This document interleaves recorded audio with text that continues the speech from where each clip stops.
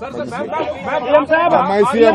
साहब, अब जबकि सब कुछ सही हो गया है, क्या कहेंगे सर? आप क्या बोल रहे हैं? बोलेंगे ना सुक्खू साहब, बोलेंगे क्या प्रॉमिस किया गया है कि सब कुछ ठीक हो जाएगा, सब कुछ नॉर्मल है सर, क्या कहेंगे आप? राज्यसभा इलेक्शंस के बाद जो कि टाई हुआ, जिसमें पर्ची जो खुली वो भारतीय जनता पार्टी के उम्मीदवार की खुली, उसके बाद अटकलें लगने लगी कि सरकार गिर रही है, सरकार जा रही है। और भारतीय जनता पार्टी ने जिस प्रकार के तंत्र का प्रयोग किया वो सबके सामने है। हिमाचल की संस्कृति में इस प्रकार पहले कभी नहीं देखा गया। और दूसरी बात कि सरकार का सेशन चल रहा था, और जब सरकार का सेशन चल रहा था तो हमारा बजट फाइनेंशियल में पास होना था। उस समय मेरे सामने एक न्यूज आई जिसका कि मैं खंडन खुद नहीं करना चाहता, मुझे पता भी नहीं था, मैं तो ऊपर अपने चैम्बर में बैठा हुआ था, कि मुख्यमंत्री जी ने इस्तीफा दे दिया। अब पता नहीं कहां से ये न्यूज आई।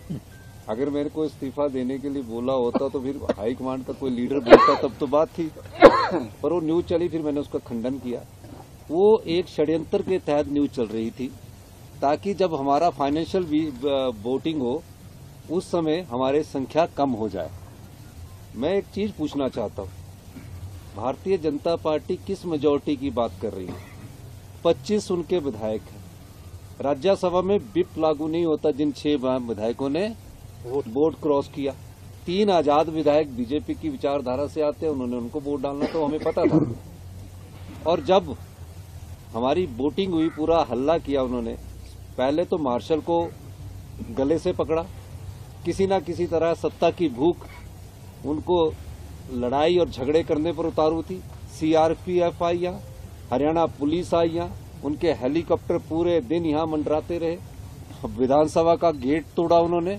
और उसके बाद देखिए, हमने सिर्फ 15 विधायक को निष्कासित किया जो उनका मिसबिहेवियर था, मार्शल के साथ उन्होंने बदतमीजी की।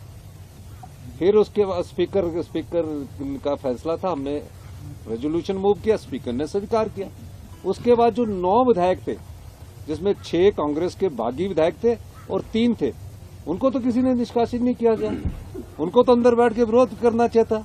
और उन 6 विधायक तो अभी उनके खिलाफ डिस्क्वालिफिकेशन भी नहीं हुई थी, वो अंदर आ जाते तो डिस्क्वालिफिकेशन से भी बच जाते। वो क्यों नहीं आए? उनको डर था, क्योंकि वो चुरा कर विधायक लेकर अभी भी हरियाणा में ठहरे हुए। हिमाचल की जनता को ये विधायक नहीं फेस कर पाएंगे, ये मैं आज आपको कहना चाहता हूँ।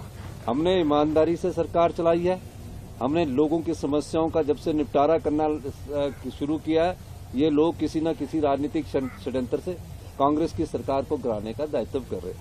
मैं आज फिर भी कहता हूँ, हम निश्चित तौर पर हमारी सरकार हिमाचल प्रदेश में, और 5 साल हम हिमाचल प्रदेश में हमारी सरकार चलेगी। आप लोगों की सरकार है, जनता की सरकार है ये, इसमें हम कोई दूसरी बात नहीं कहना चाहते। और मैं ये भारतीय जनता पार्टी के नेताओं को कहना चाहता हूँ कि जिस प्रकार की ओछी राजनीति का परिचय वो दे रहे हैं, ना मेजॉरिटी है ना वो कुछ है, वो सरकार गिराने की कोशिश कर रहे हैं, उस प्रकार का जनता जवाब देगी। विधायक तो चले गए, जनता के वोट से जो विधायक चुनकर आता है और उसके बाद बिक जाता है, तो जनता के उस क्षेत्र की जनता उनका फैसला आने वाले समय में जरूर करेगी। बूढ़ा साहब, मेरा सवाल रह गया, आप यहाँ ऐसे बातचीत कर रहे विधायकों से, तो जो 6 विधायक। Welcome to K-Mall, a premium project by Kaleen Group. K-Mall is in the heart of Kolkata's electronic, garment and lifestyle hub, Khidirpur. K-Mall, which is designed as a world-class mall, is the outcome of endless effort of our experts, combined with modern superb techniques and new age design.